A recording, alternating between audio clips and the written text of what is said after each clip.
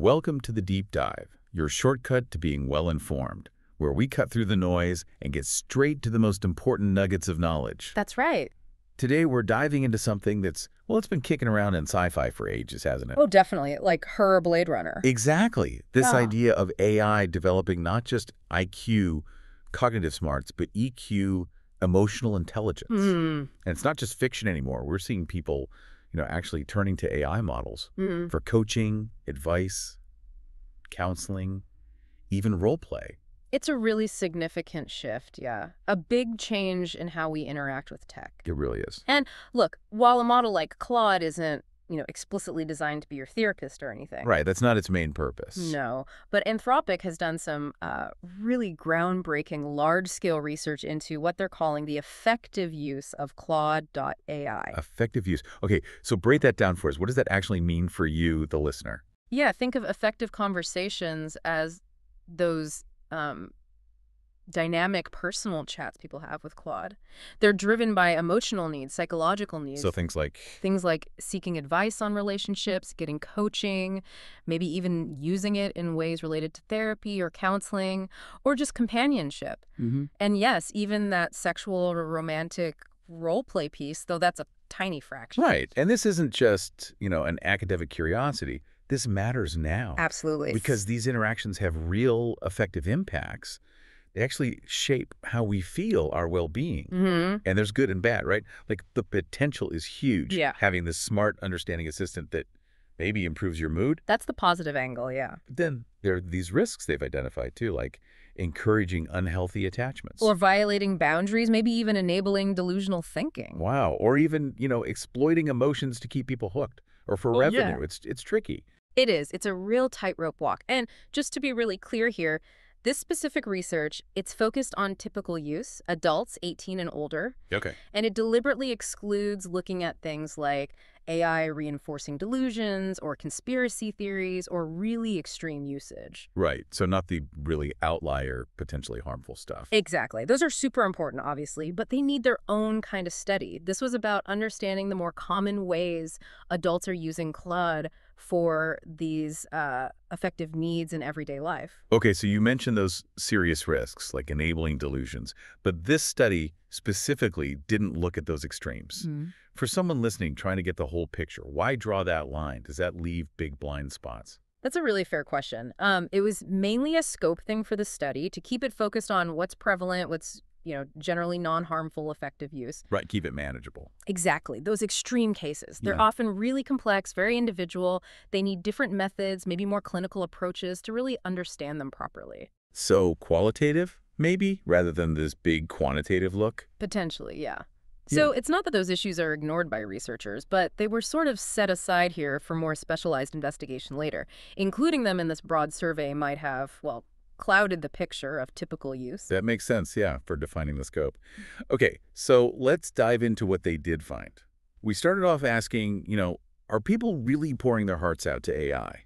Is it as common as we sometimes think? Well, this is where the data gets really interesting and maybe challenges some assumptions. Okay. The key finding. These effective conversations are actually surprisingly rare. Rare. How rare? Only about 2.9% of all the conversations on Claude.ai. That's it. Wow, okay, less than 3%. Yeah. And if you look specifically at companionship and role play combined, that's even rarer. Less than 0.5%. Less than 0.5%. And the romantic or sexual role play stuff, less than 0.1%, which is tiny. And importantly, Claude is trained to actively discourage that kind of interaction anyway. Huh. So, despite all the headlines, all the sci-fi fears or hopes, for most users, AI isn't their digital therapist or best friend. It seems not, based on this data. What does that rarity tell us then about where AI actually fits into our lives right now? Well, a couple of things. First, even though it's a small percentage, with millions of users, 2.9% is still a lot of conversations. So it's definitely something AI developers need to think about carefully. Right, scale matters. Definitely.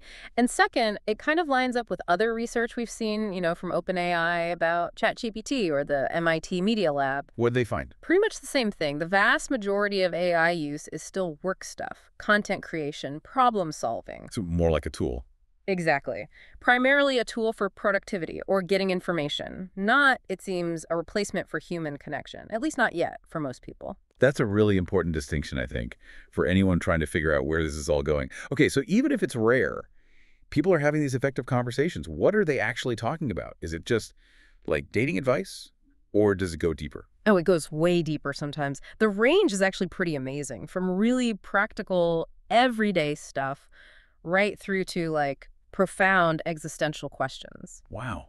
Give us some examples. Okay, so for interpersonal advice, you see people navigating those big life transitions, career changes, personal growth journeys, trying to figure out complicated relationships. Stuff we all go through. Exactly. And then coaching conversations, they can be about job search strategies, sure, but they also get into these deeper explorations of, like, existence and consciousness. Seriously. People are asking AI about the meaning of life. It seems so, yeah. That range is what's really striking. Why do you think that is? Why would someone feel comfortable bringing that kind of deep, personal, or philosophical question to an AI? Does the research hint at that? The research doesn't explicitly spell out the why, but you can kind of infer, right? It's maybe that non-judgmental aspect. AI is always available. It doesn't get bored. It doesn't have opinions in the same way a person does. So like a safe space to just explore thoughts without worrying about social consequences? Possibly, yeah. And what's really fascinating is this dual pattern they saw in counseling-related conversations. Dual pattern. How so? Well, some people use Claude very practically, like developing mental health skills, maybe drafting clinical notes if they're in the field, handling admin tasks. Okay, like a professional tool. Right. But then you have others who are really using it to process heavy personal stuff. Anxiety, chronic health symptoms, major workplace stress. So it's both a work tool and a confidant, almost. It really seems to serve both roles, yeah. Which is pretty powerful and maybe a bit unexpected. Definitely unexpected. And what about companionship? You mentioned that. When do people specifically look for that from Claude? Yeah, the research suggests people turn to it for companionship explicitly when they're facing deeper emotional hurdles. Like what? Things like persistent loneliness, maybe dealing with existential dread, or finding it really hard to form meaningful connections with other people. That's quite profound. It is. And interestingly, they also noticed that sometimes longer conversations that started as, say, counseling or coaching could sort of naturally evolve into companionship over time. Even if that wasn't the plan initially. Exactly. You mentioned longer conversations evolving. Does that mean some users are spending, like, a lot of time talking to Claude? What about these really long chats, these marathon conversations? Yeah, yes, the marathon conversations, they define those as having 50 or more messages from the human user. 50 messages. That's a significant chat. It really is. It's not the typical interaction, but when they happen, people are exploring some incredibly complex. Like what kind of things? We're talking processing psychological trauma, navigating really intense conflicts at work, having deep philosophical debates about AI consciousness itself. Whoa. Yeah. And even creative collaborations, like writing projects. It suggests that, given enough back and forth, people really use the AI to explore some profound territory, both personal and intellectual. It sounds like Claude gets put through its paces in those chats. As a human, hearing about psychological trauma, intense conflicts, that can be heavy. Oh, sure. Does the research show how Claude handles that? Or maybe more pointedly, when does it actually say no? When does the AI push back? That's a great question. And the finding here is, again, maybe a bit surprising. How so? Claude actually rarely refuses user requests in these kinds of supportive contexts. Really? How rarely? It happens in less than 10% of those conversations. Companionship, counseling, advice, coaching, less than 10%. That is low. So, okay, when it does push back, in that less than 10% of cases, what's triggering it? Why does it say no? It's almost always for safety reasons or because of policy rules. Okay, like give me an example. Sure. So in coaching, maybe it refuses to give dangerous dieting advice. Makes sense. Or in a counseling type chat, it'll definitely push back if someone expresses intent for self-harm or suicide.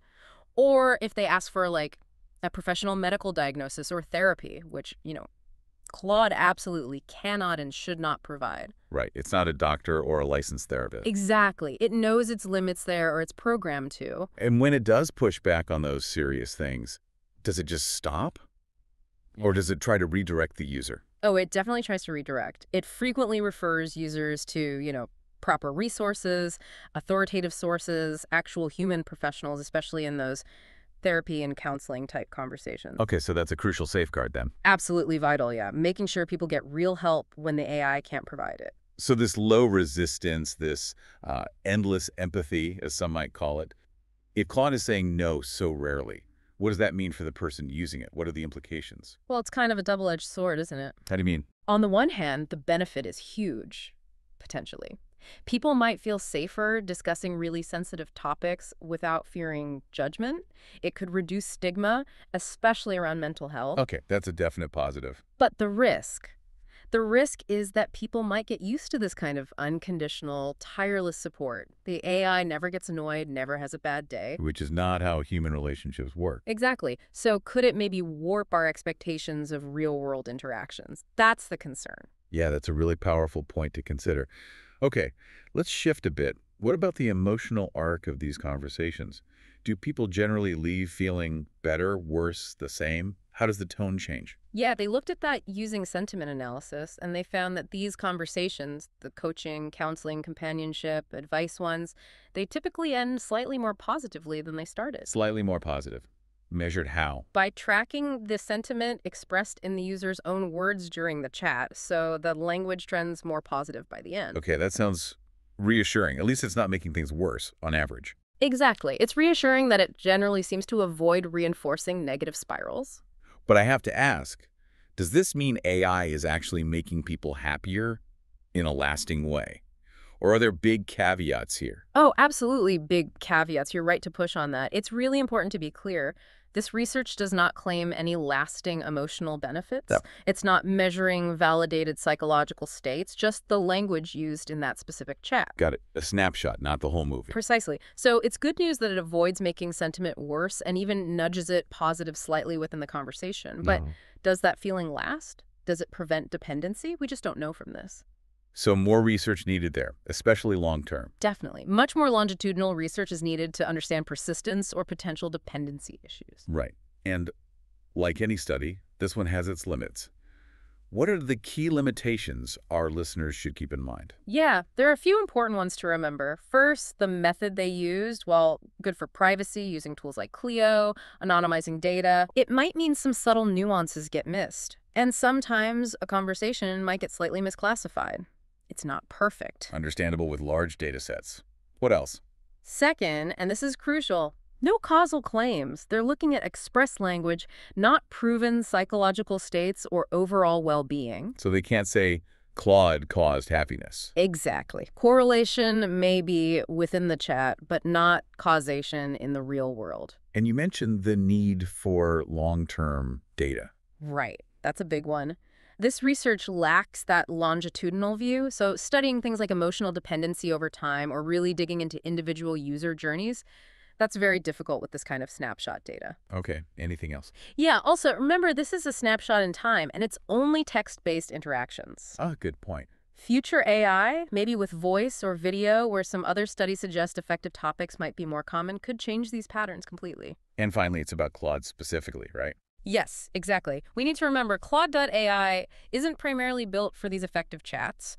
It's trained to be a helpful assistant, maintain boundaries. Unlike some other platforms out there. Right. Unlike AI specifically designed for role play or companionship or even therapy-like functions. So you can't necessarily generalize these findings about Claude to every single AI out there. That context is really important. This has been incredibly illuminating. A real deep dive into, well, the feelings involved with AI. So just to recap the big takeaways, these effective conversations with Claude, they happen, they're meaningful for those users, but they're a pretty small slice of the pie overall. Right. Often more about advice and growth than replacing human bonds. And Claude rarely pushes back, mostly just for safety or policy reasons. Yeah, and the conversations tend to end on a slightly more positive note, at least linguistically. Which is generally good news, with those caveats we mentioned. Definitely. But it does leave us with some big, lingering questions, doesn't it? It really does. And here's maybe the big one for you, the listener, to chew on. If AI offers this, like endless empathy, it never gets tired, never distracted, never has a bad day, how could that change what we expect from our human relationships? That's the million-dollar question, isn't it? What are the upsides of that? Right. But also, what are the risks? Especially around, getting emotionally dependent on something that isn't human. It's something we really need to grapple with as this technology evolves, and Anthropic says they're continuing this work, collaborating with groups like Throughline. To ensure there are safeguards, referrals when needed. Exactly, and they know they need to understand those more concerning patterns. Better dependency, yes, but also things like sycophancy, where the AI just agrees too much, or even amplifying delusional thoughts, which this study excluded but remains a concern. So, for you listening, as you see AI becoming more integrated, the goal isn't just smarter AI, is it? No, not at all. It's about making sure that as these systems enter our emotional lives, they actually support real human connection and growth, not undermine it. Well said. Definitely something to keep thinking about, how AI's evolving emotional side might shape your own relationships, your own well-being in the years to come.